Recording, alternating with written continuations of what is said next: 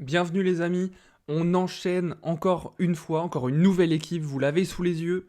Aujourd'hui, on va parler du Loup qui doit réagir vite après une saison 2023-2024 plutôt ratée dans les grandes largeurs. On va en parler tout de suite dans le bilan de la saison. Vous en avez l'habitude, on dresse le bilan de cette saison. Bon, pour le Loup, c'est une saison à oublier, hein. Les Lyonnais, ils ont connu beaucoup de difficultés, symbolisées par cette 11e place finale. Je vais peut-être vous mettre le classement sous les yeux. Voilà, on retrouve Lyon 11e. Ça a été compliqué à Lyon, hein. Arrivé l'été dernier, Fabien Gégène-Bacher dresse le bilan de cette saison. Je vais vous lire tout de suite ce qu'il nous a dit. On a été inconstant, c'est une saison à deux visages. Malgré tout, ça a le mérite d'avoir construit un vécu commun. Il y a beaucoup de joueurs qui sont arrivés à l'intersaison comme moi, ainsi que des membres du staff. Maintenant, il faut tirer les enseignements afin d'être beaucoup plus performant la saison prochaine. On est capable de rivaliser avec les meilleurs, et ça, c'est vu toute la saison. Ok, bon, ça c'est intéressant, hein, pourquoi pas. Mais effectivement, la seule utilité de la saison dernière, c'est le vécu commun. Parce que dans les faits, Lyon, ils sont passés de 4e à 11e en 2024. Ça fait quand même sacrément tâche. Deuxième équipe à domicile, pire équipe à l'extérieur. Je vous remets le classement sous les yeux. Non, je me suis trompé, c'est la troisième équipe. Voilà, troisième équipe à domicile, bon, à égalité de points avec La Rochelle. Et à l'extérieur, comme je vous l'ai dit, pire équipe à l'extérieur, absolument zéro victoire à l'extérieur. Même Oyonnax, même Bayonne, même Montpellier font mieux.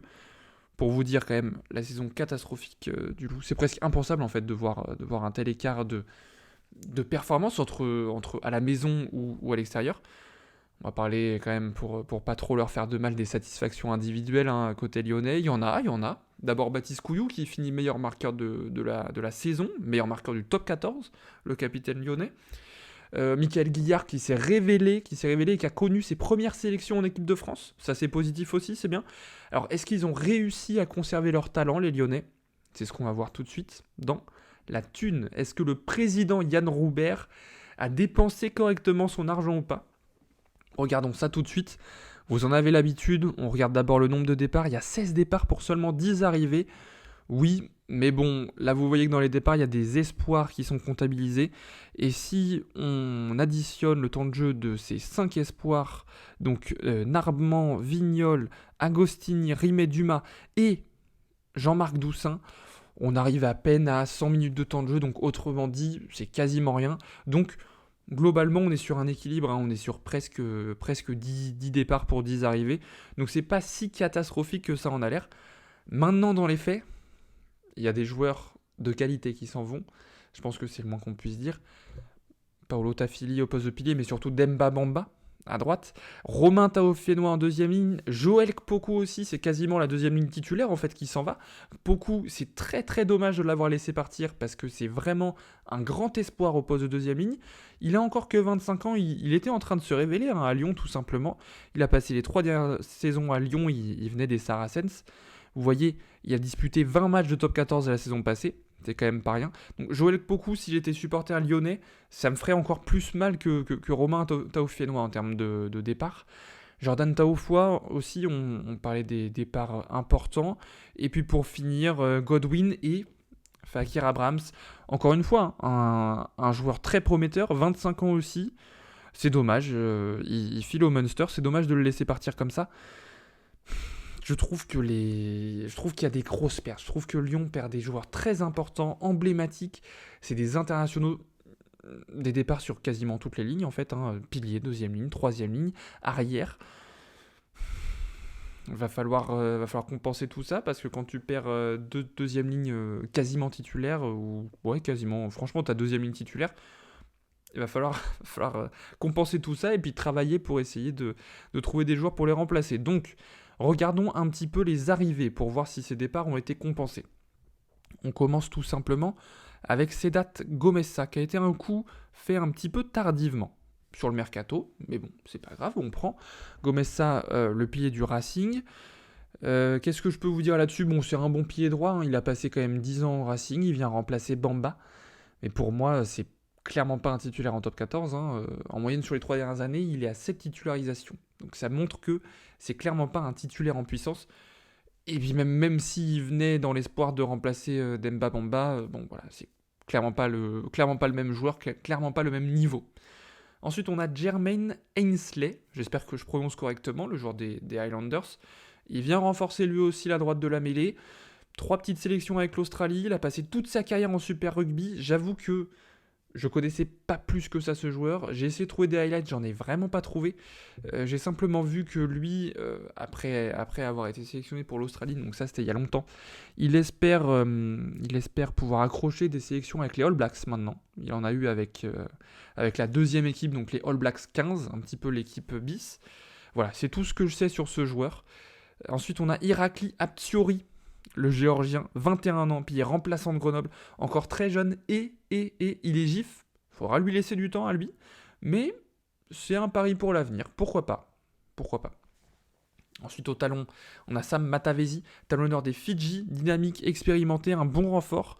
Ça me fait penser que j'ai oublié, effectivement, parce que là, on a la section partie en cours de saison, Liam Coltman, qui est aussi une perte très importante en fait, au poste de talonneur. Il était titulaire en fait, tout simplement, avec Guillaume Marchand. Donc ça commence à faire beaucoup de pertes importantes. Donc voilà, on est passé sur Sam Matavesi, le talonneur des Fidji, qui vient de Northampton, donc pourquoi pas. Maintenant Thomas Lavanini, franchement j'ai absolument rien contre ce joueur, hein, rugueux, deuxième ligne argentin, tout ce que vous voulez. Il est connu pour son indiscipline. Je trouve que c'est pas une bonne idée de prendre Lavanini. Surtout, on vient de parler des 2 départs en deuxième ligne qui sont ultra importants. Kpoku, Tao Fenois. Tu recrutes un seul deuxième ligne et c'est qui ? C'est Lavanini. Où est-ce que tu vas avec Lavanini, pour de vrai ? Bon, il sort de Clermont. En fait, ce qu'il y a, c'est que c'est pas un mauvais joueur. Il n'y a pas de problème là-dessus, mais... C'est pas un joueur qui va se faire passer un cap, c'est pas un joueur qui va faire rebondir justement. On parlait de la réaction attendue à Lyon. C'est pas le genre de joueur qui te fait rebondir. C'est pas le genre de joueur qui te permet de réagir ou quoi. En tout cas, j'en ai pas l'impression. Voilà. Tout ce que je peux vous dire, c'est qu'il est connu pour son indiscipline et qu'il est souvent un petit peu vanné là-dessus. On verra ce que ça donne, mais j'en attends franchement pas grand-chose de lui. Steve Blanc-Mappaz, emblématique capitaine grenoblois, qui décide de faire ses valises. Il s'offre un dernier défi en top 14, pourquoi pas, peut-être que ce mec-là peut apporter aussi de la stabilité dans le groupe. C'est un mec qui est sûr de lui, qui a beaucoup d'expérience. Pourquoi pas ? Mais pourquoi ? Je suis pas là pour critiquer tous les choix, mais je comprends pas tout. Mais il sera peut-être dans les recrues positives, on va dire, de cette saison. Peut-être qu'il sera avec Beka Schwangiradze, le 3e ligne espoir qui était titulaire à Aurillac. Et lui aussi est gif, donc ça c'est chouette. Attention, le seul petit bémol, il a une moyenne de 1 carton rouge tous les 10 matchs en Pro D2. Voilà, c'est juste une info que je vous donne comme ça. Maintenant, il va falloir voir ce que ça donne. Voilà, juste pour vous situer, ça allume en rouge, hein. Mais bon, on va voir, il sera encadré à Lyon, il va certainement moins jouer, on verra ce que ça donne. Charlie Cassan qui vient sûrement être une 3e option à la mêlée, je suppose, derrière Pagerelot et Baptiste Couillou, le demi de mêlée qui arrive d'Oyonnax, lui aussi est gif.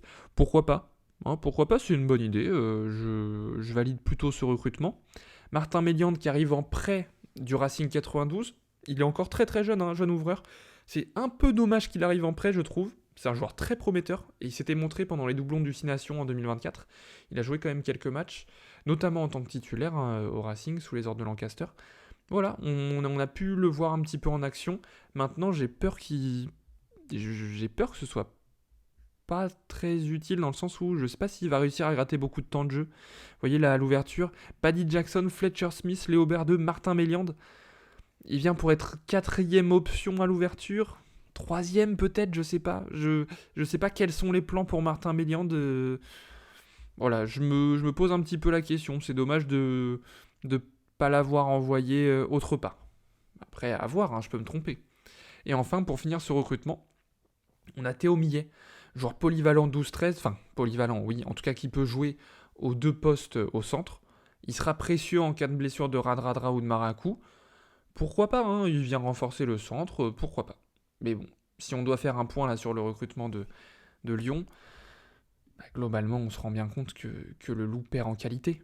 Quand tu remplaces Demba Bamba par Gomez Sa, quand tu remplaces un Tao ou un Kpoku par Lavanini, Et tu veux berner qui, en fait? Enfin, je sais pas. Quand tu remplaces un Liam Coltman par Matavesi, bon, je sais pas. Je me pose vraiment, vraiment, vraiment des questions sur ce recrutement. Je suis pas du tout convaincu. C'est alarmant parce que le club sort d'une très mauvaise saison et semble pas faire les bons choix pour essayer de se sortir de cette situation. Donc, pour moi, ce mercato, il montre que les Lyonnais, ils ont des ambitions vraiment basses, en fait. Quatrième place il y a un an, en tout cas en 2023, donc il y a 2 saisons. Est-ce que cet effectif a de quoi être prétendant pour le top 6? Honnêtement, je suis loin d'être convaincu. Les seules satisfactions, on va dire, c'est les prolongations des joueurs qui sont installés au club. C'est bien de leur faire confiance, mais je trouve qu'ils vont pas être challengés par les nouveaux arrivants. On le voit, hein, Lambert, Gérassi, Guillard, Botta, Cretin, Saguinadze, Liamalen, encore jeune, c'est bien. Hein, Marvin Okuya, c'est très très très très bien de verrouiller ces joueurs-là. Peut-être que ça va apporter un petit peu de continuité dans le groupe, hein, ils en auront besoin. Et puis même sur les lignes arrières, hein, Jackson, Berdeux, Regard, Maracou, Parisien, Chapchet, c'est des joueurs qui sont encore jeunes. Maracou 24 ans, Parisien 23 ans, Chapchet 22. Bah ok, pourquoi pas, pourquoi pas. Le but c'est de bosser dans la continuité. Maintenant, quand on regarde là, ces 2 colonnes, je suis pas du tout, mais pas du tout convaincu. Maintenant, comment ça s'articule sur le terrain? Comment on fait, comment on construit une équipe avec tout ça, avec tout ce groupe? Et ben c'est ce qu'on voit dans la compo, tout simplement. Je fais ça pour vous. Pour moi, il y aura une première ligne qui sera composée de Taofi Fenois, Matavesi, Fotuaika. La deuxième ligne, Gérassi, Guillard. Alors j'ai mis Mickaël Guillard en 5. Je pense que je le préférerais en 8.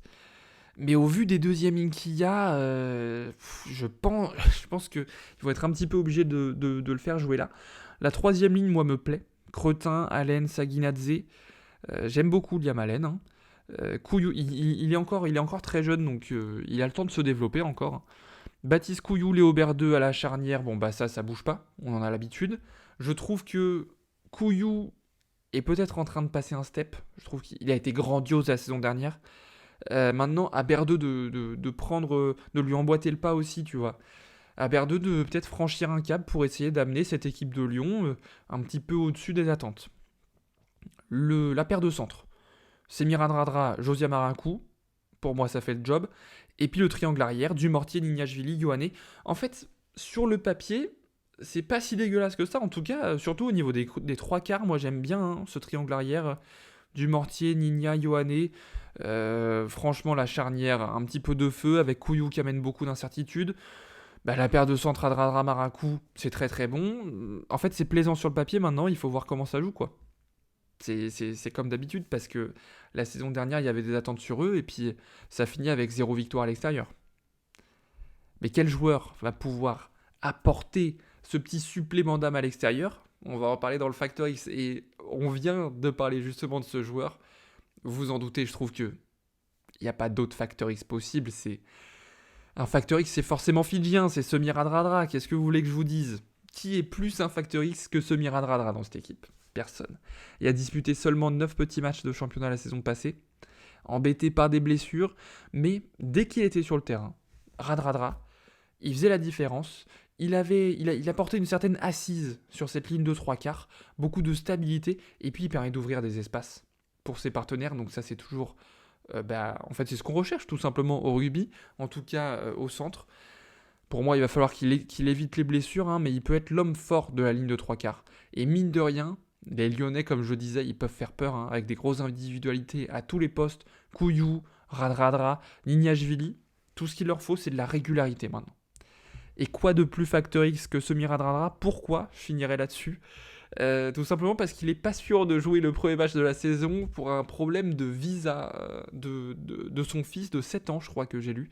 Donc son fils a un problème de visa. Ils sont bloqués au Fidji, donc il n'est pas sûr de pouvoir débuter la saison avec Lyon. Et ça, c'est très Factor X. Ça, on aime beaucoup. On aime beaucoup. Bon, la saison va quand même falloir la démarrer prochainement. Et comment est-ce qu'elle va se finir? C'est ce qu'on va voir dans le promo. J'ai titré « Réagir vite pour le loup ». Difficile de pronostiquer une saison très réussie pour Lyon. D'ailleurs, qu'est-ce que ce serait en fait une saison très réussie? Ce serait quoi? Ce serait un top 6? Ce serait un top 8? Un top 10? Avec cet effectif, qu'est-ce qu'ils ambitionnent? Selon moi, j'ai réfléchi un petit peu, je me suis dit un top 8 serait déjà une satisfaction pour Lyon. Je les vois autour de la 10e place, à lutter avec Bayonne, Montpellier, Perpignan, quelque chose comme ça. Comme d'habitude, s'ils parviennent à être aussi performants à domicile que la saison dernière, et cette fois à faire des coups à l'extérieur, pourquoi pas? Il peut se passer des choses, mais il faudra un supplément d'âme pour réaliser ça. Et puis, je suis pas sûr que Fabien Gegenbacher, le coach, soit l'homme de la situation. Je ne sais pas. Il pourra me faire mentir, mais j'en suis pas convaincu. Voilà, il faudra que le groupe montre des réserves mentales. Et puis maintenant, c'est à eux de le prouver. Voilà, merci d'avoir regardé cette vidéo. On va finir là-dessus. Je vous encourage à mettre un like, abonnez-vous, et puis mettez un petit commentaire. Je suis toujours très content de vous lire et de pouvoir discuter de tout ça avec vous en commentaire. Supporters lyonnais, ne me détestez pas. Je me demande un petit peu ce que vous pensez du recrutement de votre équipe. Je vous attends nombreux. Voilà, merci, à la prochaine, à très vite. Ciao.